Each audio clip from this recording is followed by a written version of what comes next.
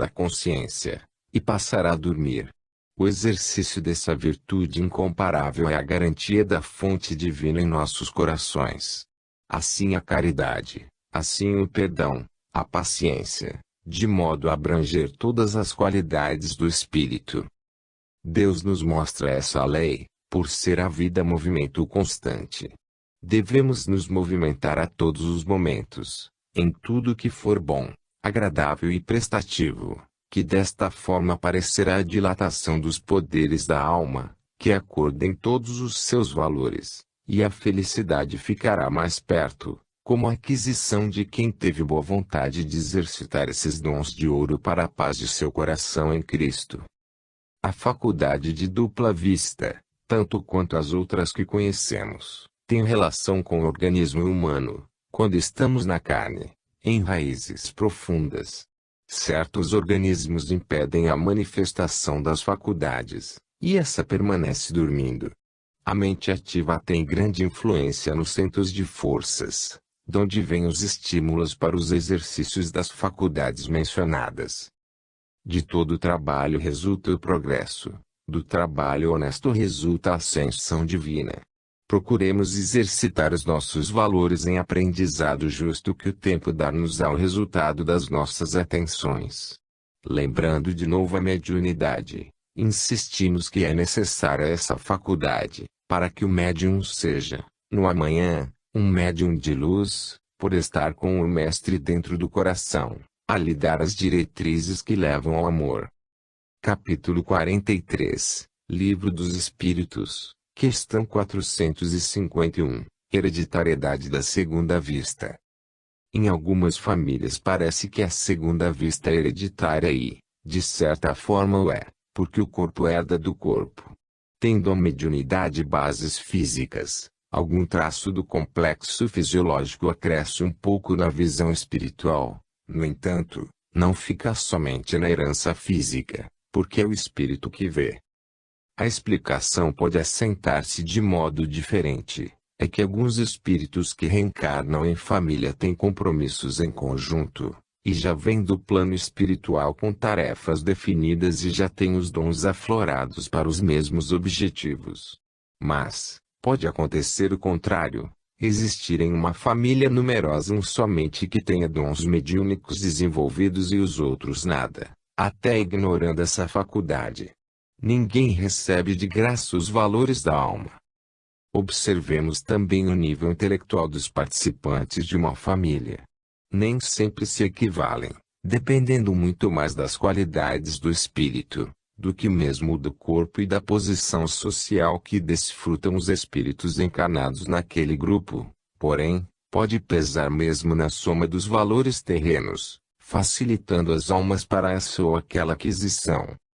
Tudo que existe no mundo é variável, mostrando a todos nós que somente o espírito é dotado de qualidades vivas, dos dons espirituais, entre mentes. A alma envolvida na carne pode fazer dessa alguma coisa no mundo das sensibilidades, onde o homem de amanhã penetrará pelo seu campo de estudos, em todas as direções daquilo que Deus criou, deduzindo-se daí, que todos os poderes vêm de Deus, assimilados por nós e por tudo que existe.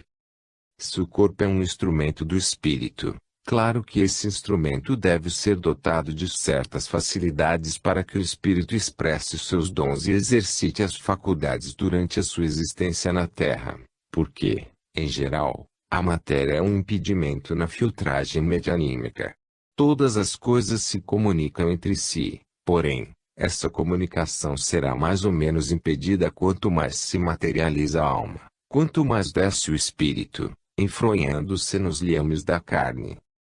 Notamos muitas famílias em que somente um dos membros possui mediunidade em exercício, sendo que os outros, por vezes, trabalham para essa aquisição e nada conseguem. Já em outras, aparece espontaneamente essa faculdade. Nós já trazemos do mundo espiritual as nossas tarefas definidas, e em poucos casos elas são mudadas, conforme as necessidades e o merecimento de cada um. Quantas criaturas recebem dos benfeitores espirituais o investimento em suas faculdades, na sua saúde ou em muitos transes da existência, para que possam produzir mais, para aproveitarem a oportunidade como espíritos encarnados, que se encontram vencendo as dificuldades nos caminhos da ignorância. Isso é uma glória para a alma, mas, também, muitos ficam nos caminhos quase a sós por não valorizarem a assistência espiritual que os bondosos amigos espirituais lhe oferecem. Esse tipo de espírito caminha a passos lentos, com o poder de assimilação retardada. A doutrina dos espíritos vem esclarecer a todos o modo pelo qual devem assegurar esses valores, compreendendo que em torno de si existem muitos espíritos interessados em os ajudar. Se há muitos espíritos brincalhões em seus passos, é por sintonia, afinidade é uma lei. Verificando isso, devemos trabalhar com toda a intensidade para desvincular os laços com esses espíritos inferiores, de modo que seus caminhos fiquem livres das investidas das trevas. Não que devamos desistir de ajudar esses espíritos, pois eles precisam de nós. Entretanto, é necessário saber cooperar com eles, sem ligações pela lei dos semelhantes, para não se turvarem os nossos sentimentos. Capítulo 44, Livro dos Espíritos, questão 452, Desenvolvimento da segunda vista. Certas circunstâncias desenvolvem a segunda vista, como a enfermidade e as emoções que venham a afetar a alma. No entanto, desenvolvem não somente a segunda vista, mas desenvolvem também todas as faculdades mais afloradas, destacando-se aquela que se encontra mais fácil de se evidenciar. Quando o encarnado se encontra à beira da morte, no dizer dos próprios homens, certamente que esse espírito passa a ver alguma coisa do mundo espiritual, porque afrouxam-se os laços do espírito, pelas circunstâncias por que ele passa. As emoções violentas correspondem a exercícios acentuados no campo dos dons espirituais. Esses se afloram, porém, é indispensável que, se ele continuar aflorado, seu portador saiba aproveitar a oportunidade para o bem comum. Esses dons são mãos do espírito que podem passar a semear, e quem semeia deve colher o que plantou, no campo imenso da vida do espírito. É muito nobre conhecermos de tudo na criação. No nível em que a humanidade da Terra se encontra, a necessidade mais urgente é de transformação interna das criaturas, porque, mudando-se por dentro, a lei faz mudar por fora. Quem é feliz na intimidade, a felicidade se estende no exterior, trazendo para junto da criatura a paz que já existe no centro da alma. Tudo isso que falamos, do desenvolvimento por grande comoção, não se pode generalizar, porque, em muitos casos, os seres passam por isso tudo que mencionamos e nada aflora no campo das suas observações. Depende muito da escala em que o espírito se encontra, ante as suas qualidades espirituais.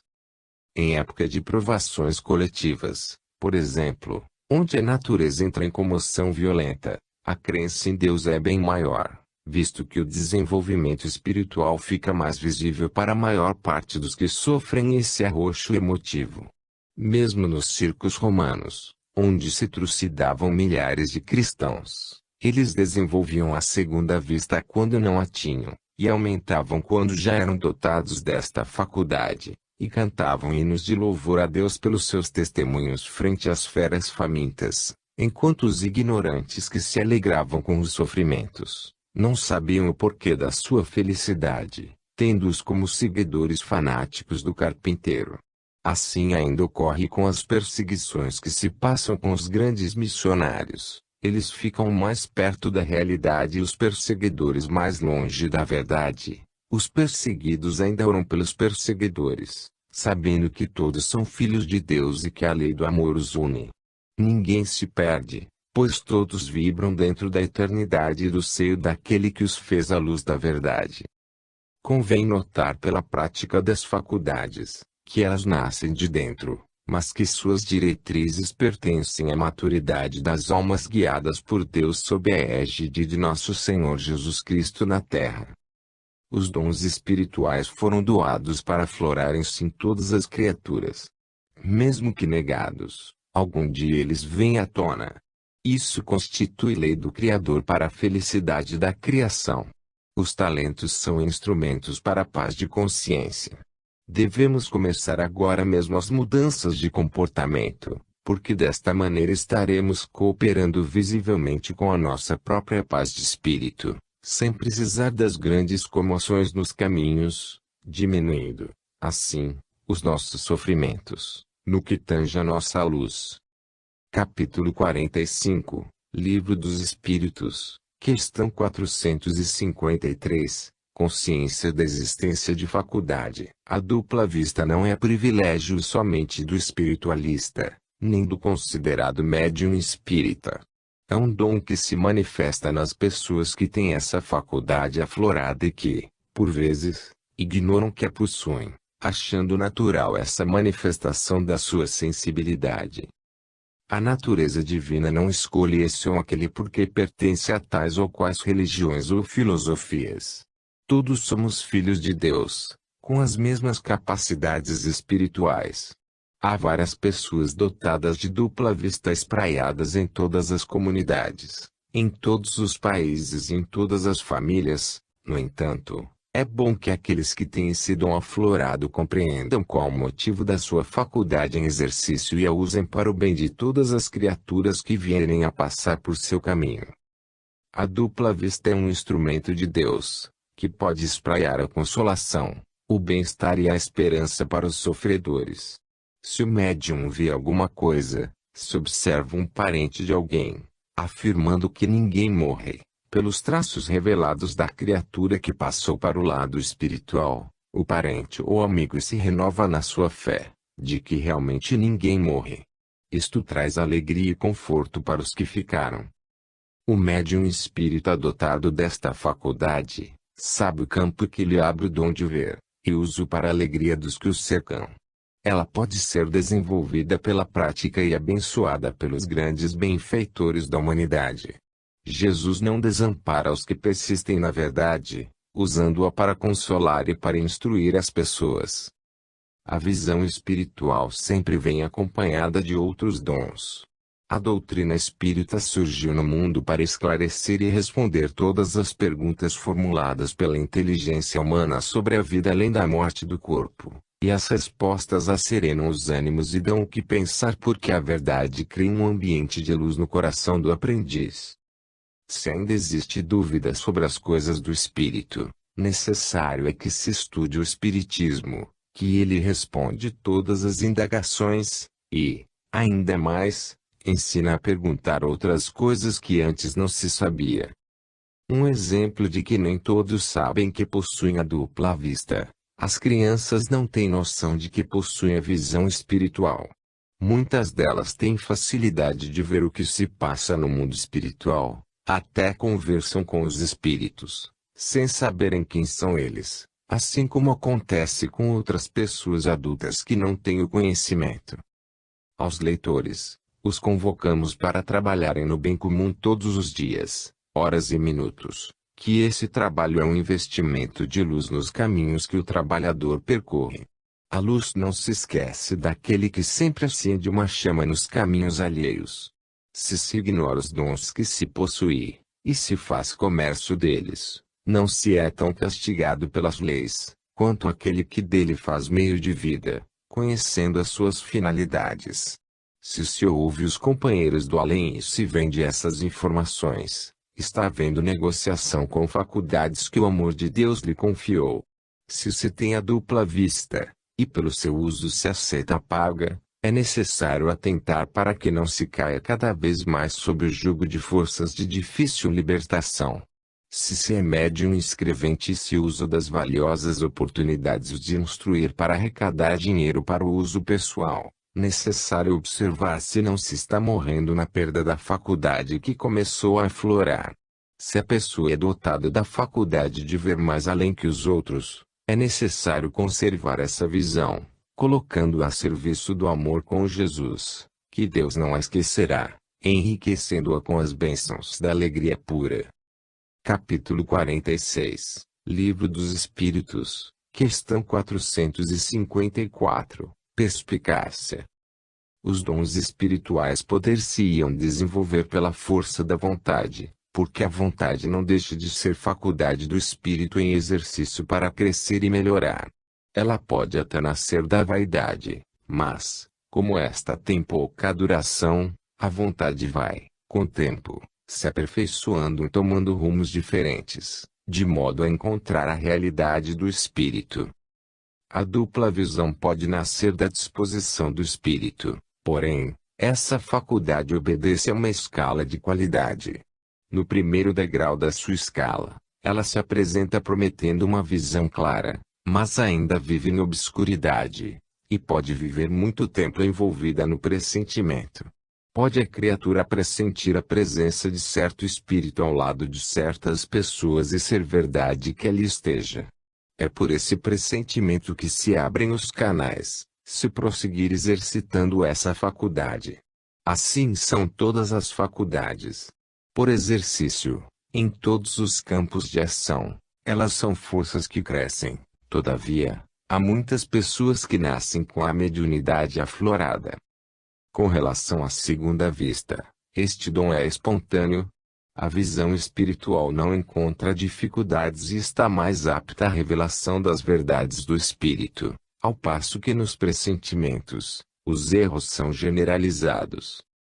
Cabe a nós dizer a todos os candidatos ao desenvolvimento das faculdades espirituais que não devem forçar muito o despertar dos dons. A violência na aquisição de valores pode ser motivo de certos desastres espirituais e morais das criaturas. Existem muitas pessoas que têm vários dons desenvolvidos, e outros não trazem essas faculdades em plena ação. Cada uma vem com um sinal, com uma modalidade de trabalho, mas todas são úteis quando se quer ajudar. Tanto o trabalhador rural, quanto o chefe de uma nação, são vistos por Deus com a mesma paternidade, com o mesmo amor. Não queiram fazer o trabalho do outro, para não errar o caminho dos seus compromissos espirituais. A vida, ou as vidas sucessivas, mostram-nos que há tempo para tudo, e em cada uma delas somos investidos de certas obrigações, de deveres que nos trazem a paz ao coração. Se existem os sábios e pseudo-sábios, há, igualmente, os médiuns e os pseudo-médiuns. Entre mentes, eles todos têm valores a serem aproveitados. Em tudo se pode notar o positivo e o negativo, para se completarem como força de Deus no esclarecimento dos homens. 2 fios garantem a luz na lâmpada elétrica, um positivo e um negativo. Precisamos, pois, conhecer a nossa posição ante os nossos compromissos. Não queiramos trocar as nossas atividades com os trabalhos alheios. Se o grande músico invejar o engenheiro e passar a construir casas, pode entrar em desequilíbrio emocional, por não ser esse o seu caminho a percorrer na aquisição da sua paz.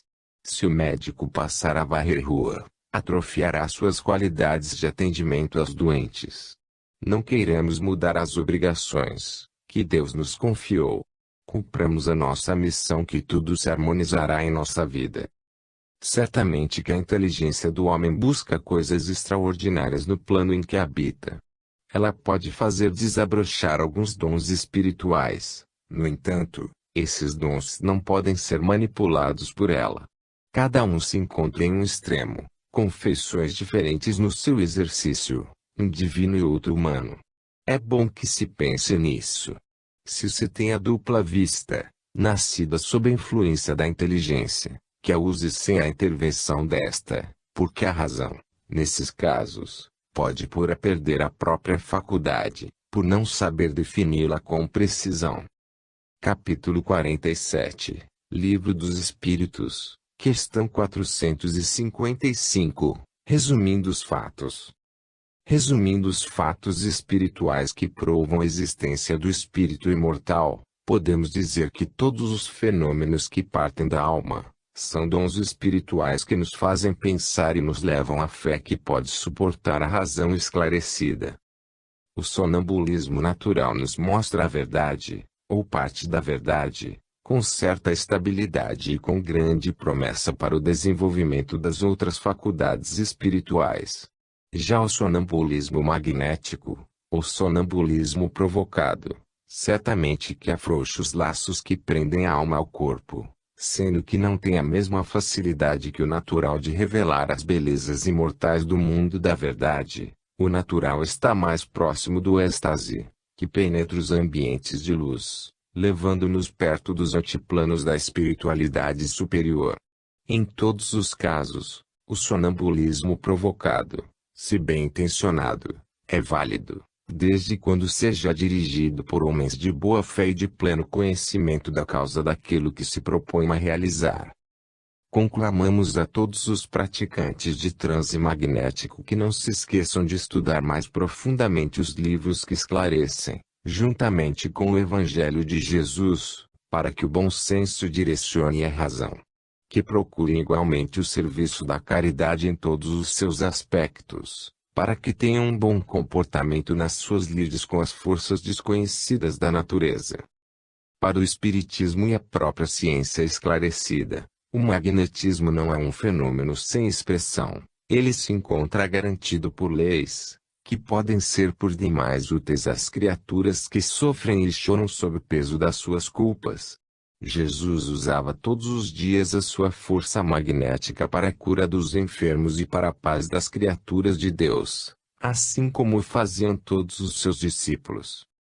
A doutrina dos Espíritos nos mostra o quanto poderemos ser úteis aos irmãos que sofrem, pelo poder do magnetismo, desde quando o amor esteja presente nos nossos sentimentos.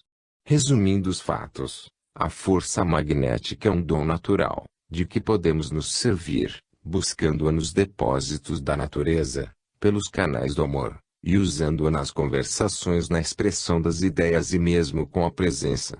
A mente é o instrumento que pode arrebanhar grande quantidade de magnetismo no próprio ar e distribuí-lo para onde desejar. A segunda vista e o sonambulismo podem dar muitas notícias do mundo mais grosseiro que envolve a Terra. No entanto, o êxtase nos traz notícias de planos mais elevados, de modo que o próprio estático sente atração por esses planos e pode querer ou ficar por lá, pelo que vê e sente de felicidade. Enfim, esses dons nos mostram a independência da alma, e que a vida continua em todas as direções da vida imortal. O resumo teórico apresentado por O Livro dos Espíritos, na questão 455, deve ser estudada pelo leitor pela profunda dissertação sobre esse assunto que ora resumimos. Pedimos a Deus e a Jesus nos esclareçam sempre, para sentirmos a luz da vida em uma compreensão mais nobre. Capítulo 48, Livro dos Espíritos, questão 456, Nossas companhias. Os espíritos podem ver o que os encarnados fazem, se derem atenção aos fatos. Há espíritos indiferentes às ações dos homens, que procuram sempre o que lhes satisfaça. No entanto, existem aqueles que se assemelham aos próprios homens e que gostam de assistir aos malfeitos dos semelhantes e propagá-los. Assim são os espíritos deste mesmo naipe, observam os encarnados e tomam o tempo necessário para anotações dos malfeitos dos que eles cercam, alimentando seus interesses inferiores de maledicência. Mas, há também os bons espíritos que acompanham as criaturas, anotando a caridade que essas fazem, e as estimulam para que continuem a fazê-la, melhorando, assim, seu padrão espiritual. A criatura está sempre rodeada de testemunhas espirituais. Os espíritos nobres que acompanham seus tutelados estimulam as reformas interiores, inspiram-nos para a caridade e fazem com que eles lembrem dos grandes vultos da humanidade, pelos seus exercícios de amor à grande causa da verdade.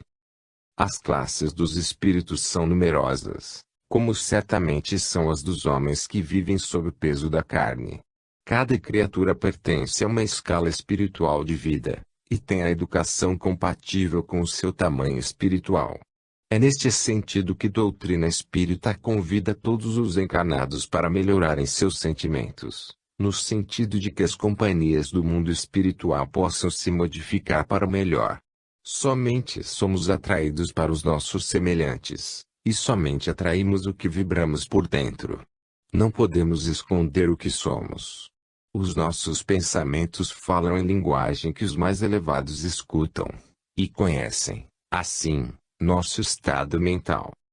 Também os espíritos fora da carne têm suas companhias espirituais, que às vezes não percebem. Eles participam dos nossos pensamentos na sutilidade da vida, e sabem nos dar as respostas das nossas indagações. Se somos inferiores, certamente que ficamos envolvidos em ondas de baixa vibração. Se superiores, somos defendidos pelas nossas atitudes no amor universal, que alimentamos e desprendemos para todos os rumos da vida. Quem deseja encobrir a verdade e esconder os seus fatos inferiores, está enganando a si mesmo e, muito pior, querendo enganar Deus. Nada fica em segredo com a natureza, tudo vem à tona, na expressão de luz, pelas leis de Deus. Mesmo que conseguíssemos enganar os espíritos que nos rodeiam, não adiantaria, porque tudo o que fazemos ou pensamos é gravado pela consciência, que depois o irradia em todas as direções do universo. A doutrina dos espíritos tem a sabedoria que estende até onde se encontram espíritos de todos os tipos, de todas as classes a propagá-la. Quando descobrimos essas verdades, passamos a melhorar a nós mesmos, sem cogitar dos malfeitos alheios, e a vida passa a nos interessar onde a esperança alimenta a alegria de viver. Com Jesus, nós começamos a nos interessar somente pelo bem da humanidade, e, se nós somos parte dela, certamente que esse bem nos atingirá. Capítulo 49, Livro dos Espíritos, questão 457, Nossos pensamentos. A telepatia é fato comum entre os espíritos, de modo que as vibrações mentais têm voz na dimensão que lhes é própria. Os espíritos elevados podem observar nossos mais secretos pensamentos. No entanto, existem espíritos que não conseguem conhecê-los, por se encontrarem nas baixas vibrações espirituais. Tudo se prende à evolução de cada um. Os espíritos conseguem manter seus pensamentos ocultos aos seus inferiores, mas não podem fazê-lo com relação àqueles que lhes são superiores. A vida é uma sucessão de valores na pauta da sabedoria, indo até Deus. Nada é oculto que Deus não venha a saber, por ser Ele o Senhor de todas as ciências do universo. No porvir, não tão longe como se pensa, o homem vai dominar a telepatia e poderá conversar à distância, na mais perfeita concordância com os outros. Os exemplos são os médiuns, que já recebem livros e mais livros por esse processo telepático. O espírito pode estar em grandes distâncias e transmitir para os médiuns, que estes recebem como se estivessem ouvindo frente a frente, até com mais nitidez. O treinamento mais comum para tal mediunidade é a leitura sós. Deste modo, está se conversando consigo mesmo. Com os recursos da telepatia, esse exercício vai se estendendo até chegar a ouvir sem embaraço os espíritos, ou mesmo as conversações dos homens, à distância. É uma faculdade inerente a todos os seres. Compete desenvolvê-la com os recursos ao alcance de cada um. O trabalho que os homens fazem, de ondas e micro-ondas, e outros processos mais sofisticados, é uma prova de que se pode transmitir os pensamentos aonde quer que seja, sem as barreiras dos obstáculos da natureza, porque os pensamentos pertencem a outra fonte mais purificada, em se tratando de dimensões das coisas sutis. A ciência de telepatia entre os homens está esperando que eles reconheçam seus valores e passem a amar seus irmãos, limpando o ódio do coração, o orgulho e o egoísmo da sua vida. Tudo melhora por fora, à medida que se melhora por dentro da alma. Nossos pensamentos são forças divinas, que podem nos trazer a paz na consciência. Eles podem nos fartar de coisas materiais, podem nos vestir e assegurar nosso equilíbrio em todos os corpos que nos servem pelos caminhos da vida. É bom que nos lembremos de que temos testemunhas espirituais que registram todos os nossos atos. Negar o que fazemos é complicar nossos destinos. Jesus veio nos ensinar também a pensar. Pelos seus luminosos ensinamentos, mostrou-nos à luz do sol os seus mais puros sentimentos e as suas mais belas atitudes, na sua passagem pela terra. Quando a criatura se julga muito só, pensando que não deveria pensar, pode ter em seu redor multidão de espíritos ouvindo. É como se falasse pelos processos do verbo. Nossos pensamentos nos mostram o que somos na realidade, porque, quando estamos pensando, escrevemos no livro de Deus, que fica aberto para os que sabem ler. Capítulo 50, Livro dos Espíritos, questão 458, conceito e indulgência.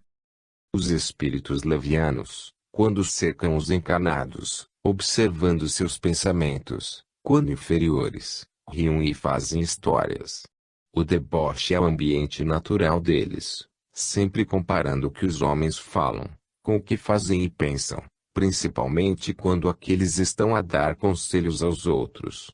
A vida de um instrutor ou conselheiro deve, portanto, ser reta ou, pelo menos, estar em esforço constante para viver o que fala ou escreve. Os espíritos sérios, ao se acercarem dos homens, nos momentos de fraquezas nos seus caminhos, se apiadam das suas mal alinhadas atitudes, e passam a inspirá-los com pensamentos sérios e benfeitores. Não julgam qualquer pessoa, por terem passado por essas fases também. Eles se lembram de que as fraquezas são sintomas de todos os princípios da vida espiritual. Quando estamos a sós, onde quer que seja, não pensemos que verdadeiramente nos encontramos sem testemunhas. Os espíritos estão nos cercando, principalmente os inferiores, que não têm o que fazer, ao passo que os espíritos sérios ocupam-se sempre com coisas sérias, e suas tarefas são cumpridas nas horas que o Senhor lhes deu para realizar. Há classes de espíritos que passam o dia inteiro a anotar os malfeitos dos outros e se esquecem de que não estão fazendo outra coisa, senão o que viram nos seus companheiros de inferioridade. Quando desejamos desmoralizar alguém, estamos fazendo o mesmo que esse alguém.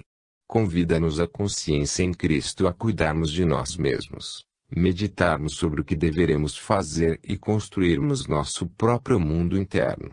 Desta forma, não sobrará tempo para analisarmos a vida alheia.